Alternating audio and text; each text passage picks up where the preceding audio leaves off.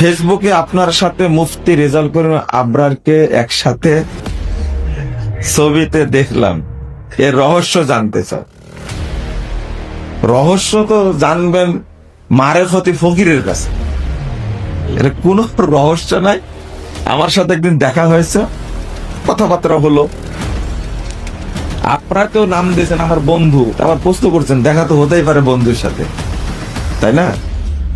কথাবার্তা হলো, তো আবরার সাহেবই একটু আবেদন করলেন একটা ছবি তুলে রাখি স্মৃতি হিসাবে। আমি বললাম যে ঠেলা সামলাতে পারলে তুলে। তো ছবিটা অনেক আগের ছবি, হঠাৎ করে গতকাল নাকি ভাইরাল করেছে, আমাকেও দেয়নি। আমাকে বললেন যে শেখ আপনাকে ছবিটা দিচ্ছি, আমাকে দেয়নি, দেওয়ার আগে গোটা বাংলাদেশকে দিয়ে দিছে। তো ছবিটা দেওয়া থেকে আপনার মন খারাপ? মন খারাপ না? ও, দোয়া করেন রেজাউল করিম আবরার যদি সবচেয়ে তার বাংলাদেশের সবচেয়ে তার কট্টর বিরোধী মুজাফফর মুবিন মহসিনের সাথে ছবি তুলে যে তার ভালো লাগে, তার দাওয়াতের জন্য যেন তাকে আল্লাহ কবুল করে নেন। আমিন।